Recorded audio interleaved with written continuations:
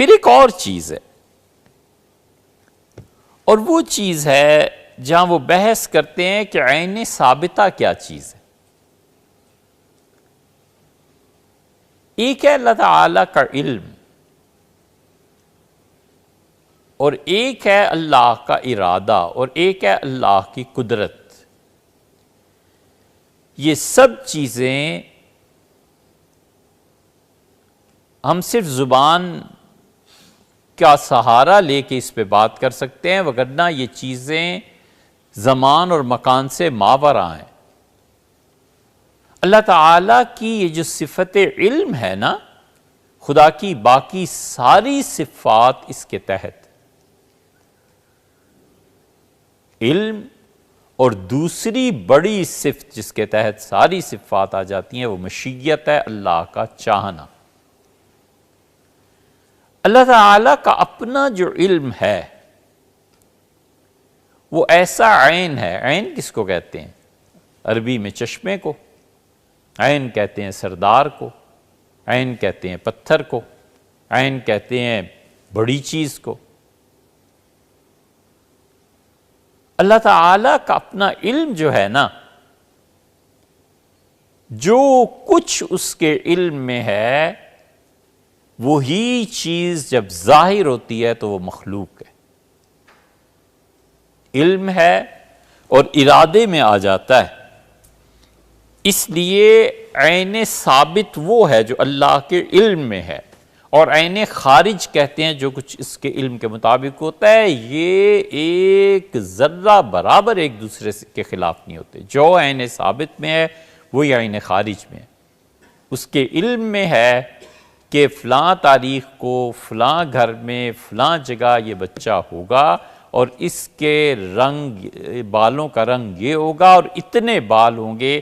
جو کچھ اللہ کے علم میں ہے یہ عین ثابت ہے، طے شدہ بات ہے۔ جب وہ بچہ دنیا میں آئے گا تو بالکل وہی ہوگا جو کچھ اللہ کے علم میں۔ یہ عین خارج ہے، باہر کی دنیا میں وہ نظر آتا ہے۔ اللہ کا علم ارادے میں جاتا ہے، اور ارادہ اللہ کا علم، اور پھر اللہ کی مشیت ہے، اس کا چاہنا ہے۔ اللہ کی جتنی بھی صفات ہیں یہ سب کی سب خدا کے علم کے پاس جاتی ہیں۔ یہ صرف الفاظ اس کے علاوہ ملتے نہیں، زبان بڑی محدود چیز ہوتی ہے یہاں پہ پہنچ کے، وگرنہ یہ جتنا کچھ بھی ہے نا وہ سارے کا سارا عیان خارجہ میں ہوتا ہے، اور اللہ کی تخلیق کبھی بھی اس کے علم کے خلاف نہیں ہوتی۔ جو اس کے علم میں ہے وہی تخلیق میں آئے گا، ہو نہیں سکتا۔ اور یہاں پر ابن عربی نے ایسے کمال کی بات لکھی ہے، اب تک ہمارے علم میں نہیں ہے کہ کسی اور نے یہ بات لکھی ہو۔ اللہ تعالیٰ کی یہ سمجھنا چاہیے، عقیدے کی بات ہے۔ تقدیر کا مرکز کیا ہے؟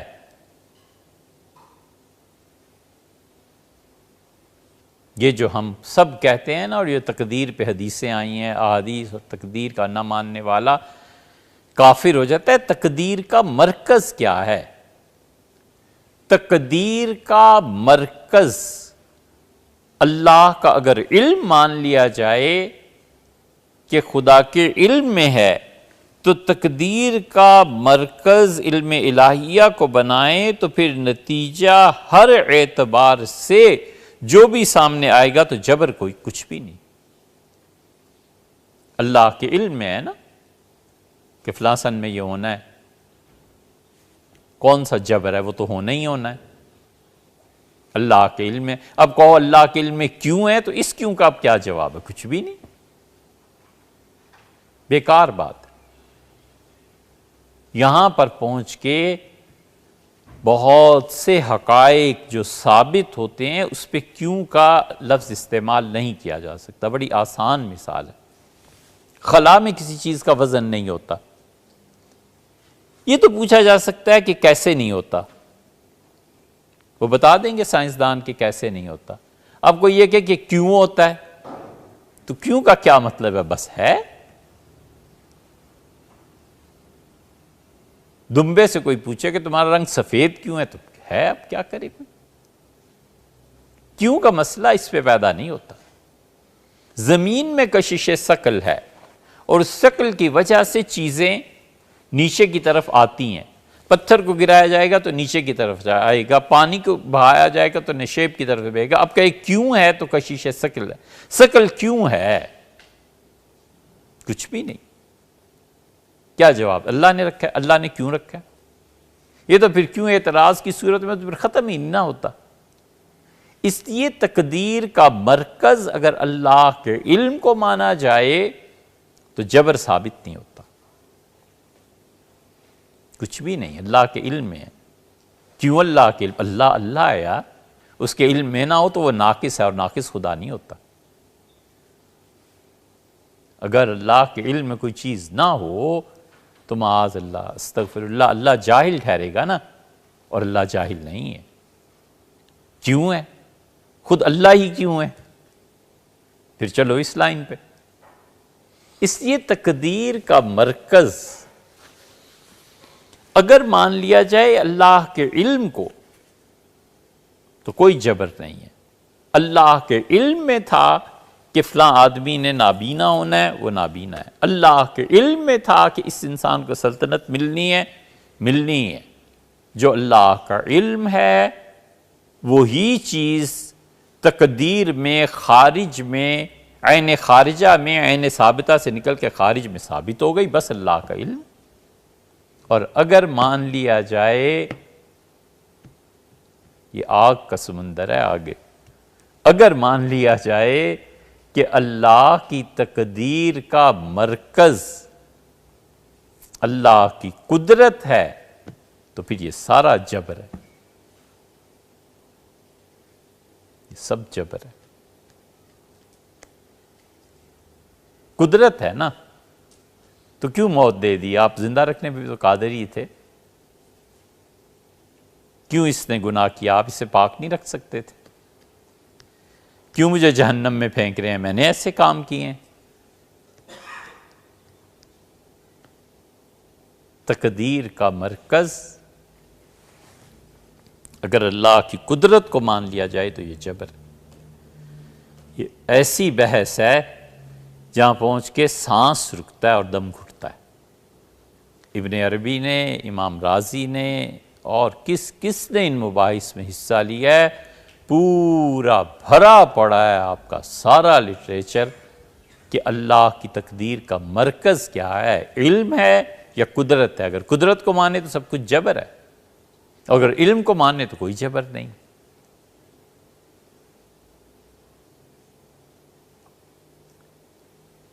اس پہ غالباً ہمارے علم میں نہیں کہ کسی نے لکھا ہو، پہلی مرتبہ ابن عربی رحمۃ اللہ علیہ نے لکھا ہے۔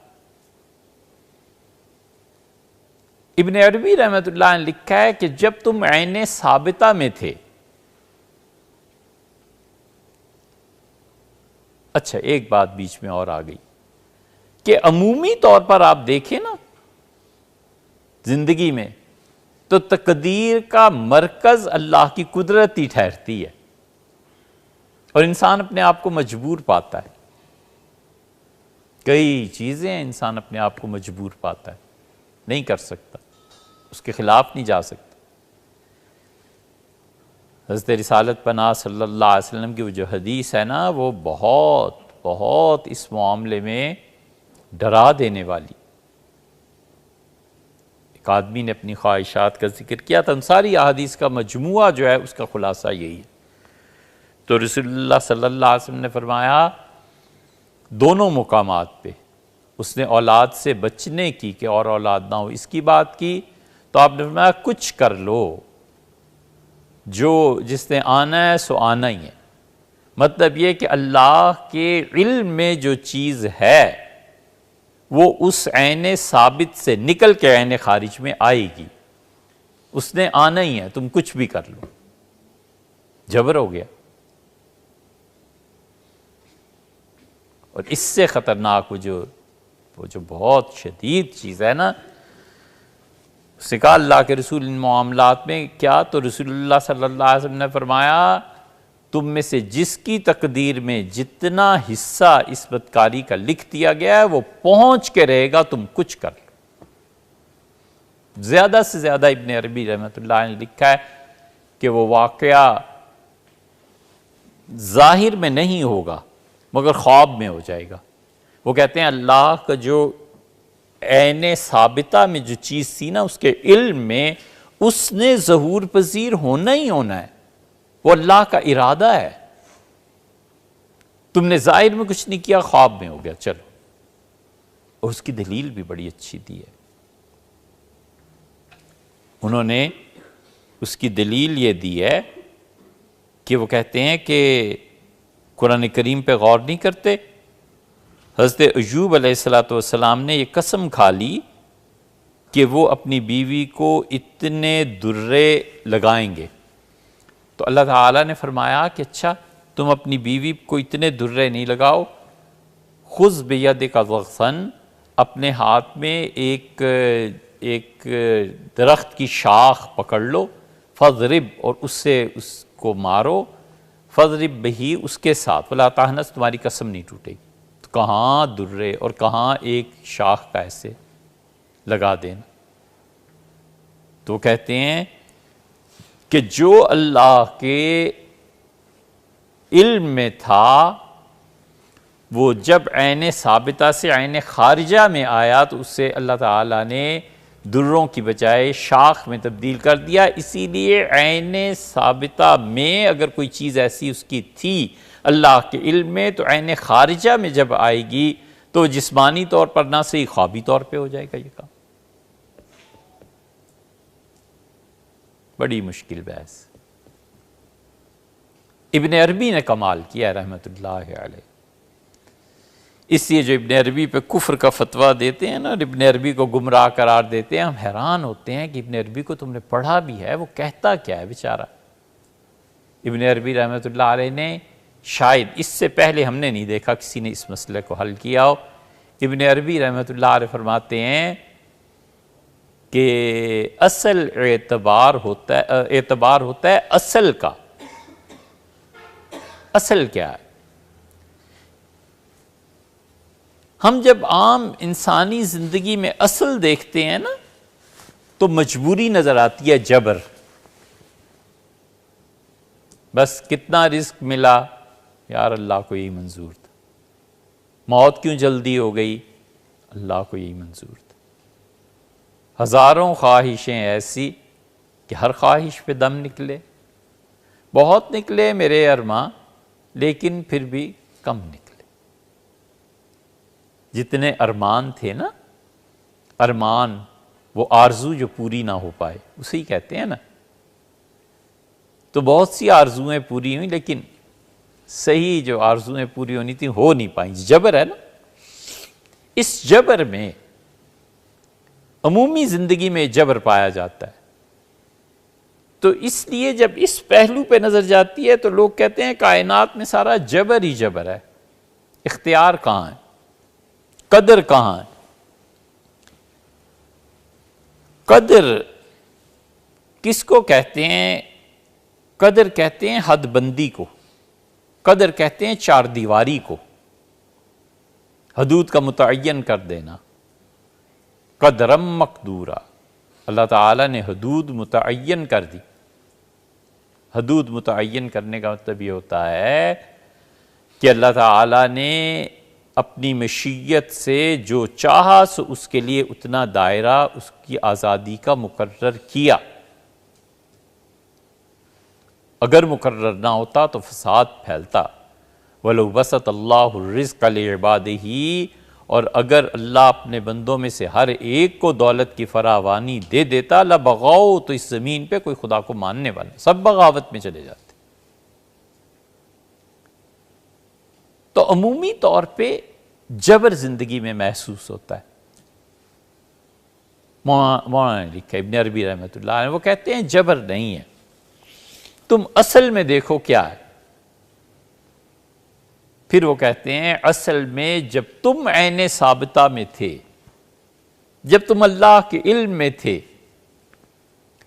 اس وقت تمہیں اختیار دیا گیا تھا پورا، اور اس وقت جو کچھ بھی تم تھے خدا کے علم میں، تم نے جو کچھ مانگا اللہ نے وہ دے دیا۔ اللہ نے مکمل اختیار وہاں دیا تھا۔ وہ کہتے ہیں اس وقت جو جس نے مانگا فرمایا ہم دے دیں گے، بس جس نے جتنی نیکی طلب کی دے دیں گے، گناہ طلب کیے دے دیں گے، فرعون نے سلطنت مانگ لی ہوگی دے دیں گے۔ وہ کہتے ہیں اصل میں عین ثابتہ میں اختیار تھا، تو عین ثابتہ میں جو کچھ تم نے خدا کے علم میں ہونے کی صورت میں جو کچھ مانگا تھا، پھر اللہ نے اسی کو تمہیں اس جہان سے نکال کے اس جہان میں بھیج دیا، اور اس جہان میں آ کے تمہیں وہی کچھ مل رہا ہے جس کی تمنا تم کر کے آئے ہو، تو تم تو اصل میں اختیار کے ساتھ تھے، تمہیں کس نے کہا کہ تم مجبور ہو؟ اب کوئی کہے کہ اس وقت وہ مجھے یاد نہیں، تو یاد نہیں ہے، بہت سی چیزیں یاد نہیں ہیں، دنیا میں آنا یاد ہے، کچھ بھی یاد نہیں ہے، لیکن وہ عین ثابتہ میں جو اختیار تھا، وہ جو اس جہان میں تھا، جب اللہ کے علم میں تھے تو تمہیں پورا اختیار تھا، وہاں سے تم چلے وہ ساری چیزیں لے کے جو تم نے خدا سے تمنا کی تھی۔ اس زندگی میں ساری چیزیں اس اختیار کے تحت آتی ہیں، تو اصل میں اختیار کا اعتبار ہے جو اس وقت میں تھا، تمہارا اعتبار آج کی مجبوری کا نہیں ہے۔ مجبوری جو تم سمجھتے ہو، یہ تو تمہارا اختیار تھا، جو تم نے مانگا تھا خدا نے دے دی۔ یہ ابن عربی رحمۃ اللہ کا موقف ہے۔ اس لیے وہ الفاظ جو استعمال کرتے ہیں نا، عین ثابتہ، عیان ثابتہ، وہ اللہ تعالیٰ کا علم ہے، اور اللہ کا علم بہت بڑی چیز ہے، بہت بڑی چیز ہے۔ خدا کی ساری صفات میں بڑی نمایاں صفت اللہ کا علم ہے، اور اللہ کی مشیت ہے، اللہ کا چاہنا ہے۔